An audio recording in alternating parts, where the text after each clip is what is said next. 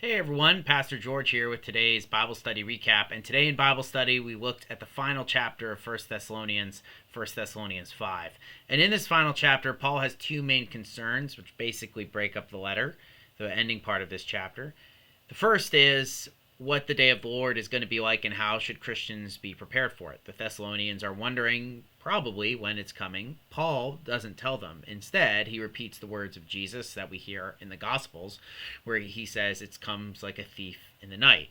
Now, this is important for Paul and for Christians because part of the reason that we have this view of the end of the world is to stay awake, right? You'll see that Paul uses a lot of this imagery when it comes to being awake and during being people of the day, being people of the light versus being people of the night, being drunk and being asleep, right? And that's not what we want to be. We want to be awake and ready. And all of this, of course, is not meant to be, as I would say, prescriptive things on how we should live, right? It's not saying that you can't have a beer. It's not saying that you have to stay awake all the time, right? This is Paul saying in very metaphorical terms, right, how we should carry ourselves, that we should be aware that Christ can return any moment and we should act that way, right? We should understand that because that impacts the way that we act to each other, which is the second part of the letter.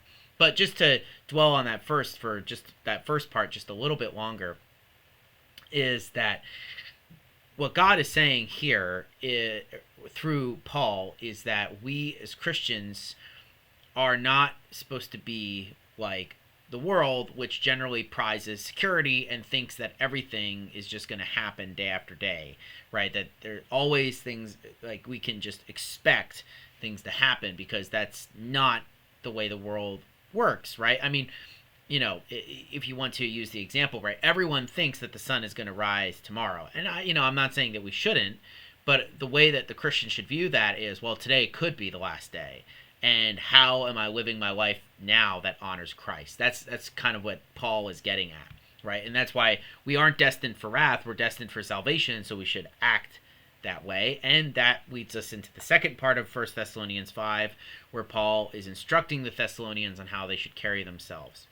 Now, all this has to do with things that are happening in the church, but it also does affect things that are happening outside of it. But when Paul is talking about, admonish idle people, he's not talking about people outside of the church, he's talking about people in the church. When he's saying do not repay people evil for evil, he does first say this refers to people in the church, but then he says for everyone else, right? That Christians should carry ourselves justly. So he's trying to attack some of the things that a lot of churches struggle with just among the members themselves, that we should not be against our leaders, right? Be not listening to them or taking adversarial stances unneededly. We shouldn't be rude to each other. We should inspire each other to do better things, and so on and so forth. Paul ends the letter by making sure that this is going to be read to the entire congregation. And he's trying to make a point with that by saying all of this is important for people to hear, right? This isn't just for the leaders, this is for everyone. One other thing that's important is you see that the Thessalonians here have something with prophecy, right? That they don't really like prophecy. Paul says not to despise it. So maybe he's heard from Timothy that the Thessalonians don't really like the way that prophecy is being talked about or done, or they don't believe that it's possible. It's very possible that because they're Gentiles, that what the culture that they were coming from, which was obsessed with being able to tell the future through like the patterns of birds or having oracles say what the gods have been speaking to you, that they said, oh, that's all rubbish, we don't need that. But Paul says, no, this is a real spiritual thing that happens, so you can't just despise it, but, and this is the important part, test everything. And the way we test things is through the teachings of Christ, the teachings of the apostle, the scriptures.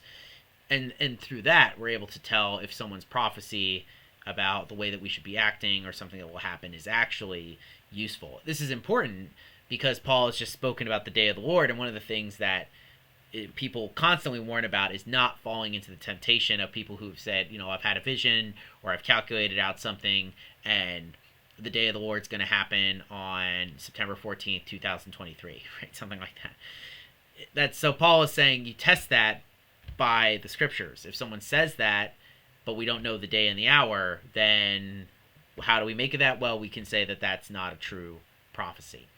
So all this is Paul building up the Thessalonians and trying to get them to understand that the way that they should be living is honoring God in the present, understanding that he could come back at any time, and that is how we should be carrying ourselves.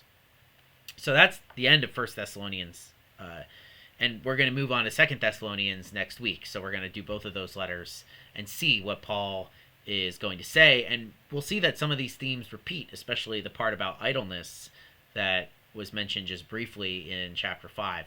So I hope all of you have a wonderful rest of your Wednesday. I will see you tomorrow for an episode of A New Thing. Peace out.